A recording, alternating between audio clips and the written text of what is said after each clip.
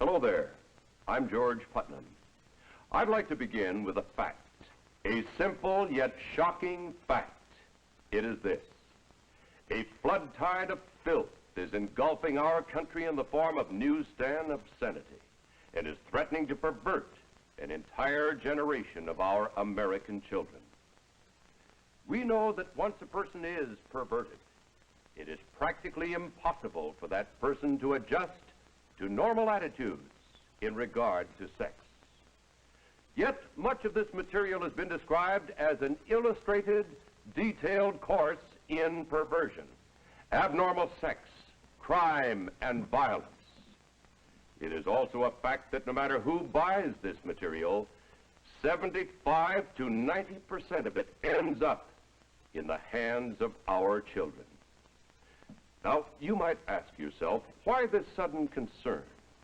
Pornography and sex deviation have always been with mankind. This is true. But now, consider another fact. Never in the history of the world have the merchants of obscenity, the teachers of unnatural sex acts, had available to them the modern facilities for disseminating this filth. High-speed presses, rapid transportation, mass distribution, all have combined to put the vilest obscenity within reach of every man, woman, and child in the country. In the past few years, this obscenity traffic and salacious newsstand literature have become increasingly worse, not only in content, but in volume. This traffic continues to increase and flourish for one reason. It is big business, profitable business for the mercenary persons who produce it, and for its more than 800 distributors. The United States Supreme Court has described it as dirt for dirt's sake. We describe it as dirt for money's sake. Obscene literature is a $2 billion a year business. That's $2 billion. Through this material, today's youth can be stimulated to sexual activity for which he has no legitimate outlet. He is even enticed to enter the world of homosexuals, lesbians, sadists, masochists, and other sex deviants. The psychiatric terms for these unnatural sex acts are unknown to most decent adults in our country. But through this salacious material, these abnormalities are corrupting the minds and the hearts of our children. Perversion for profit. Here is the most vicious, the most insidious feature of these publications. They constantly portray abnormal sexual behavior as being normal. They glorify unnatural sex acts. They tell youngsters that it's smart, it's thrilling, it provides kicks to be a homosexual, a sadist, and every other kind of deviant. The Military Chaplains Association of the United States, practically every major fraternal, civic, and religious organization, the juvenile court judges, the Federal Bureau of Investigation, innumerable psychiatrists, sociologists, and psychologists attribute the moral decay among our people in very large part to the obscene and pornographic literature so prevalent in our society. This moral decay weakens our resistance to the onslaught of the communist masters of deceit. A major factor that makes youngsters prime targets for this printed filth is the natural curiosity of youth about the mysterious force of sex. Yet, on virtually every newsstand is a welter of misinformation which can wreck them for life. This is a book typical of many. It is called Sex Jungle. I would like to read you a passage from this book, not because it is particularly obscene, but because it portrays a philosophy that is aimed at our young people. This philosophy is not just in this book, but through all of this material. A 16-year-old boy, member of a gang, has just clubbed an old man in the course of a robbery, and he's thinking back over his accomplishment. Maybe he would die. That would mean I had murdered him. I smiled, trying the idea on for size. One of the things that always had cheesed me a little was that I had no kills to my credit. I'd been in plenty of rumbles, but somehow I'd never cooled anyone. Well, maybe now I'd have my first one. I couldn't feel very proud of sculling an old man, but at least I could say that I'd scored. That was a big kick. What are we alive for except to grab all the kicks we can? Sex, that's a kick. Sure, a damn good one. A guy can't ever get enough of that. Drinking, that's another kick. An okay kick. Marijuana, sure. M's good too, if you don't let it get the upper hand with you. Heroin, H. There was something to be said for that. I'd tried it. But horse isn't such a good kick because it takes more than it gives. And before long, you use it and you don't get any kick. There were others. Rape. That was a kick that I'd tried a couple times. It makes you feel real big to grab a girl, rip her clothes off, and take her. The way I figure it, you get kicks from what you do to other people. If you take something from a girl that she values, you've gained something. Or at least that's the way I look at it. I'm brainier than a lot of gang guys. I spend a lot of time thinking. Maybe I should have been a professor. And the way I thought it out, taking a girl's cherry's a hell of a gratifying thing. And so is murder. That was one kick I hadn't experienced yet. Taking life, that's living big. Only I wasn't happy about doing it this long, drawn-out way. An old man slowly dying. There wasn't much kick in that. But sticking a knife into a guy, twisting upward, that must be something. End of quote.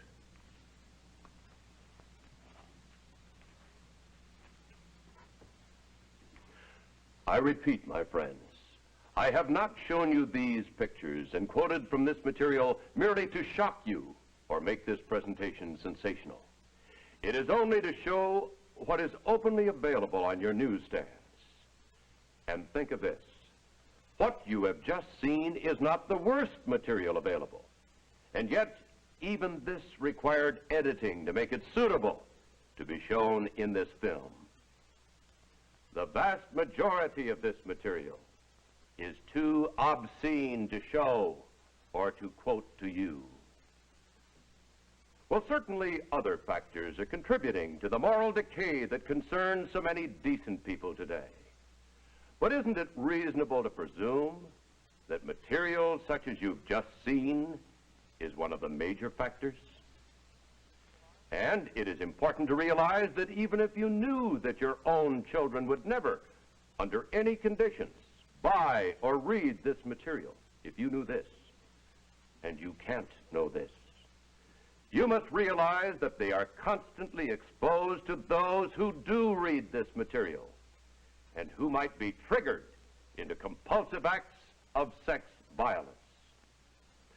As I said before, the most insidious feature of these publications is that they glorify crime and ridicule law and authority. Vice is presented as fun. This warped idea of fun has contributed to the fact that 1 out of every 20 children born in the United States last year was illegitimate. The rate of illegitimacy has been steadily climbing. And the care of these children costs taxpayers $1 billion a year in government aid. This does not take into account the human misery or suffering that cannot be measured in dollars and cents. What these publications promote as fun has helped to increase the spread of venereal disease in this country. Reported syphilis has increased more than 300% in the last 5 years. The incidence of gonorrhea has been steadily rising. One segment of the increase occurs among the expanding homosexual population. But even more startling is the fact that the greatest increase in venereal disease is among children 10 to 18 years of age. The increasing crime rate also parallels the increase in obscenity. A vicious crime of violence, murder, forcible rape, or assault to kill is being committed every 3 minutes.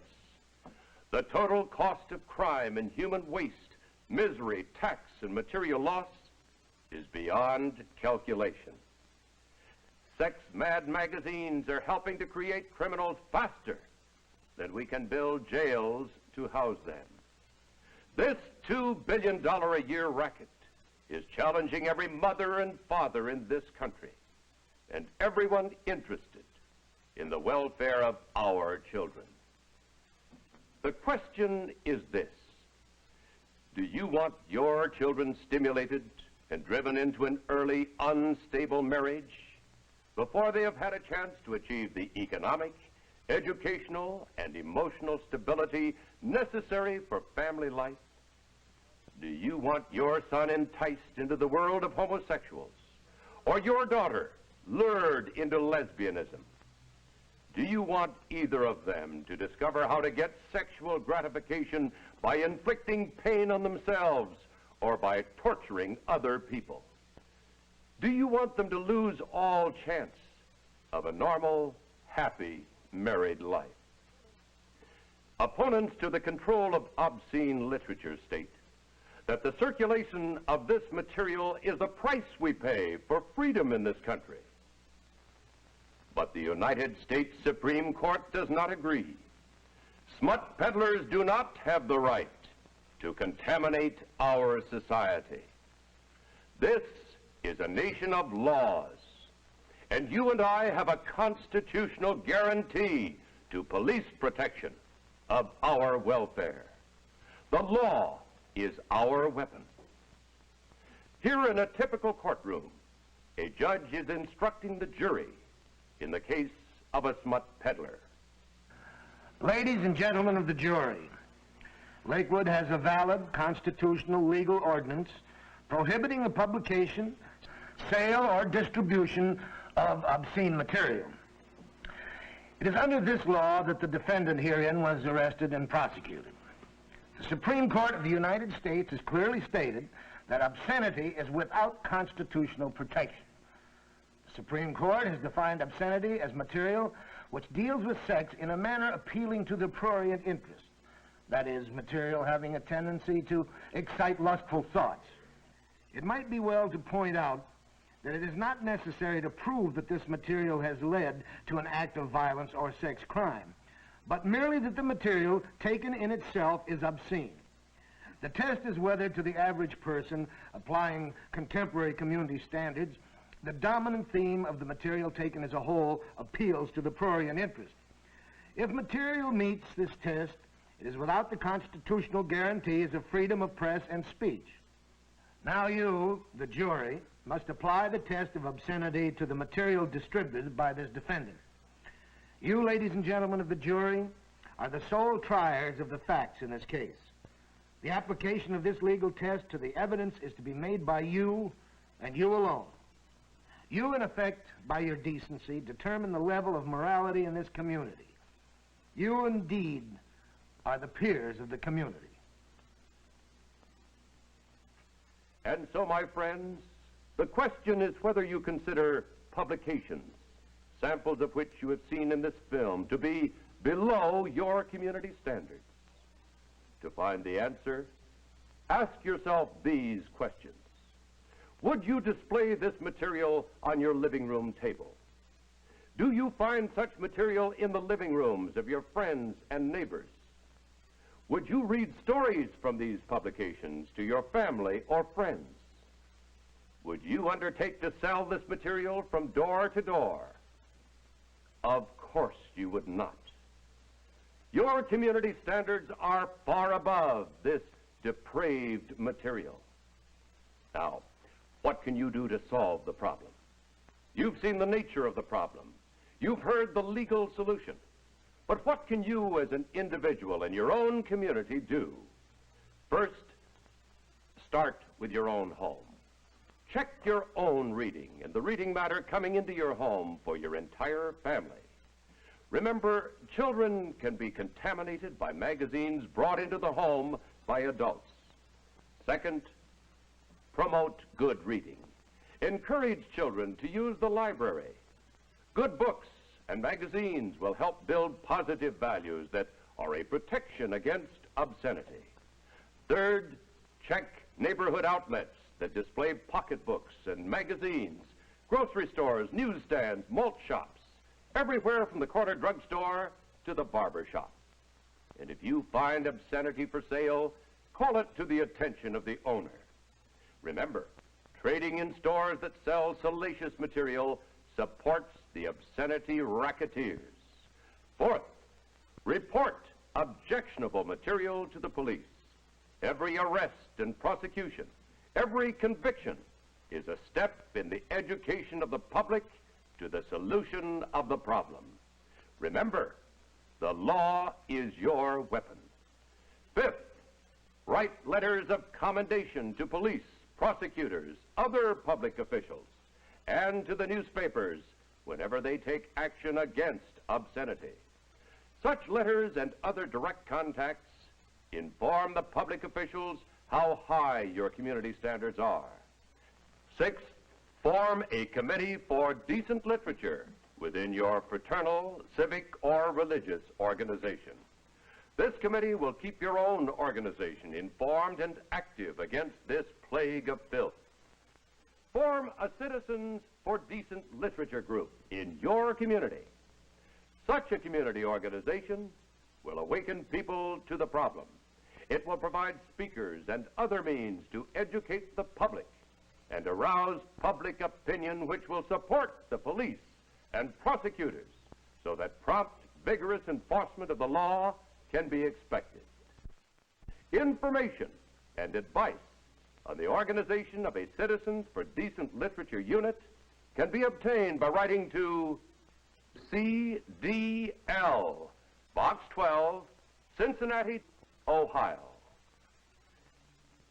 So you can see from what I have told you and shown you today that a moral decay is spreading through our country and our society. This same type of rot and decay caused 16 of the 19 major civilizations to vanish from the earth.